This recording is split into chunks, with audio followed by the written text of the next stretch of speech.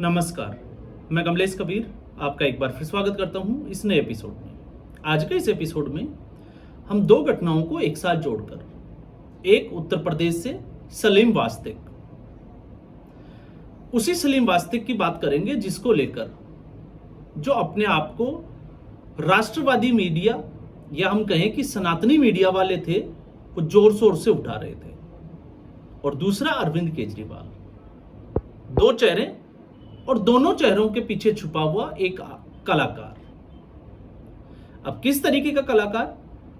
अरविंद केजरीवाल, जिसने अपने आप को आम आदमी दिखाने के लिए जिस तरीके से उसने एक स्वांग रचा, और स्वांग कैसा था कि कपड़े जो है वो ढीले होने चाहिए, पैंट ढीली होनी चाहिए, सैंडल जो है वो थोड़ी सी टूटी हुई होनी चाहिए और 5 रुपए का पेन होना चाहिए।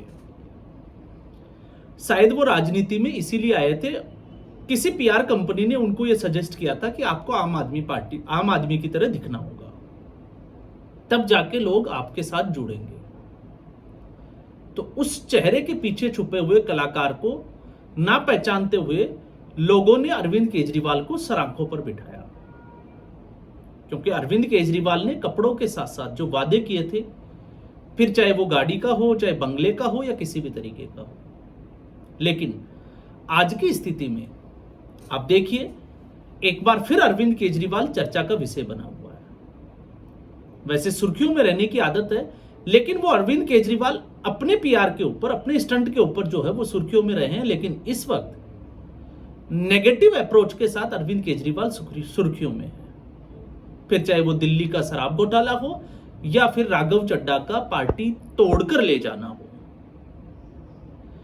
तो इसके ऊपर जब हम आगे बढ़ते हैं, इससे पहले भी हमने कल शाम को एक वीडियो बनाया था कि इससे पहले जो अरविंद केजरीवाल के साथी छोड़कर गए वो अकेले गए, उन्होंने पार्टी नहीं तोड़ी। लेकिन राघव चड्ढा ने अरविंद केजरीवाल की पार्टी तोड़ी है, इसलिए ये बड़ा इंपॉर्टेंट हो जाता है। और राघव चड्ढा के ऊपर लोगों को संशय नहीं था, पहले से लग रहा था कि वो जल्दी ही आम आदमी पार्टी छोड़ सकते हैं। लेकिन संदीप पाठक का आम आदमी पार्टी छोड़कर जाना, यह एक गहरा घाव है। क्यों? क्योंकि वो गुजरात के प्रभारी रह चुके हैं, संगठन महासचिव रह चुके हैं और अरविंद केजरीवाल की हर रणनीति को बारीकी से जानते हैं। तो यहां पर एक व्यक्ति, क्योंकि इस पूरे आकलन में यह निकल कर आता है, जब से हम इस पर नजर बनाए हुए हैं, कि एक अशोक मित्तल, क्योंकि दल विरोधी जो कानून है वो 2/3 से कम लोगों के ऊपर लागू होता है। राघव चड्ढा 2/3 बहुमत के साथ राज्यसभा से भारतीय जनता पार्टी में विलय कर गए और उसके लिए 7 लोगों की जरूरत थी। तो शायद अशोक मित्तल के घर पर जो ईडी की रेड थी, वो एक तरीके से अशोक मित्तल के ऊपर दबाव बनाने की रेड थी। ये आप जो है वो कह सकते हैं, इसमें सच्चाई जो है वो अब नजर आने लगी है। तो अशोक मित्तल के घर पर रेड ऐसे ही नहीं हुई। और ये पहले से जो है वो अब खबर ये भी आ रही है कि अमित शाह ने मोगा की जो रैली थी उसी से हरी झंडी दे दी थी कि राघव चड्ढा को भारतीय जनता पार्टी में शामिल किया जाए, उन लोगों को चिन्हित किया जाए जो अरविंद केजरीवाल की नीतियों से, अरविंद केजरीवाल के विचारों से इस वक्त नाखुश हो। तो वो सारे लोग भारतीय जनता पार्टी में एक सांसद के रूप में 7 लोग विलय कर गए। इसके ऊपर हमने 7 दिन पहले एक वीडियो भी बनाया था और उसमें साफ तौर से हमने बात की थी कि पंजाब की जो तैयारियां हैं वो भारतीय जनता पार्टी ने शुरू कर दी है। अब सवाल यह है कि क्या ये सिलसिला यहीं रुक जाएगा? तो आरोप और प्रत्यारोप, अगर भारतीय जनता पार्टी की इस वक्त रणनीति को आप पढ़ोगे तो उस रणनीति में एक चीज जो समझ में आती है वो है कि किसी भी तरीके से 2027 के चुनाव में, क्योंकि भारतीय जनता पार्टी पंजाब कभी भेद नहीं पाई, पश्चिम बंगाल, तमिलनाडु, ये कुछ राज्य हैं, तो पश्चिम बंगाल में इस वक्त जो है वो पूरी एक भारतीय जनता पार्टी की लहर चल रही है और अब भारतीय जनता पार्टी की नजर रहेगी पंजाब के ऊपर। अब ऐसी स्थिति में भारतीय जनता पार्टी का केडर संगठन पंजाब में कितना मजबूत है, इसका अंदाजा आप लगा सकते हैं 2022 के विधानसभा चुनाव से। सिर्फ 2 विधायक जो है वो जीत कर आते हैं भारतीय जनता पार्टी की तरफ से, और बाकी जो है वो ज्यादातर विधायकों की जो खड़े हुए चुनाव में उनकी जमानत जब्त हो जाती है। तो भारतीय जनता पार्टी अब तक उधार की राजनीति पर ही पंजाब की लड़ाई जो है वो लड़ती हुई दिखाई दी। अब भारतीय जनता पार्टी की जो नजर है, क्योंकि कांग्रेस पार्टी इस वक्त संगठित नहीं है, कांग्रेस पार्टी में बहुत कुछ चल रहा है और चुनावी समय में ये और तेज होने की पूरी संभावना है।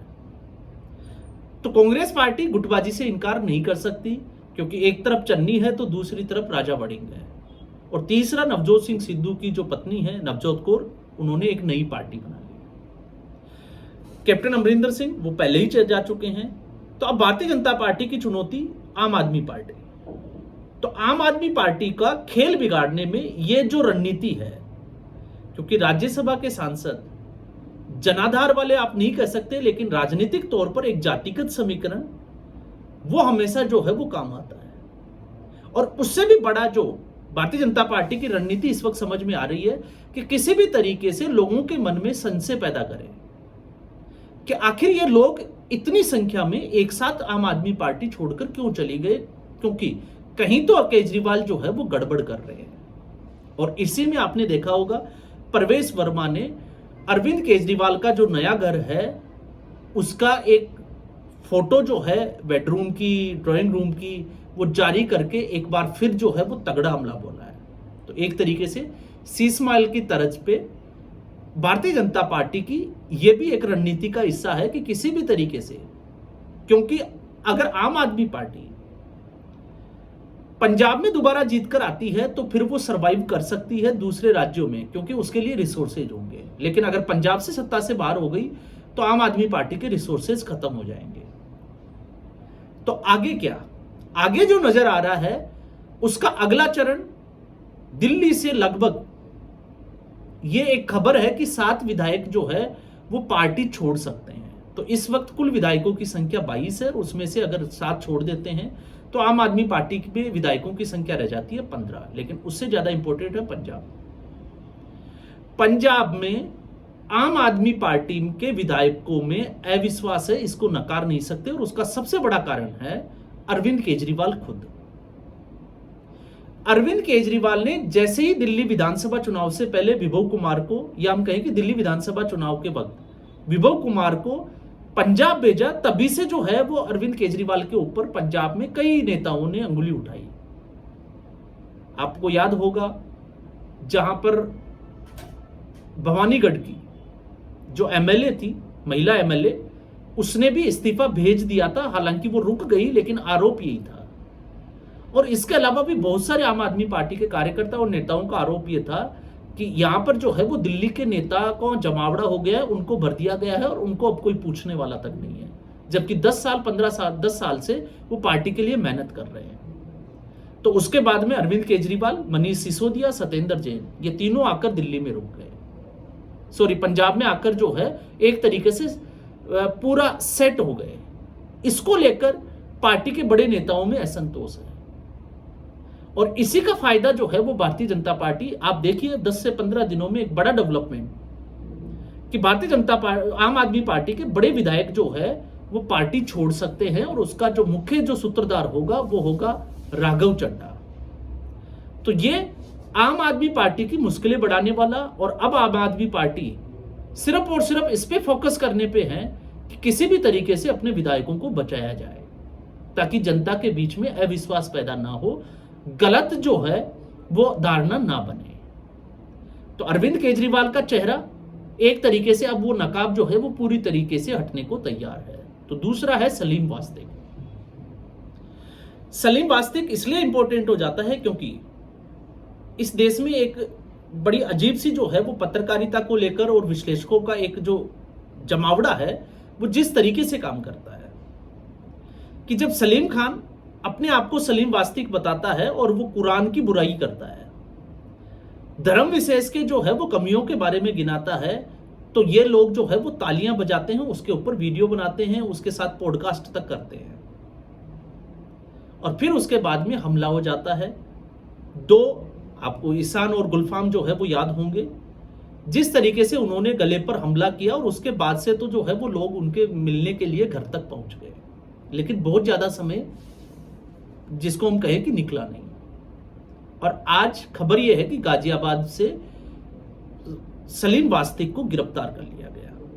क्यों गिरफ्तार कर लिया गया? क्योंकि एक और जो है वो धोखा देने का प्रयास। तो इस जो कहते हैं ना कि गंगा जमुनी तहजीब, मैं हमेशा कहता हूं दोस्ती रखें, सब कुछ रखें, लेकिन भरोसा कम रखें, क्योंकि ये एक ऐसे डीएनए में है जिस पर भरोसा नहीं किया जा सकता।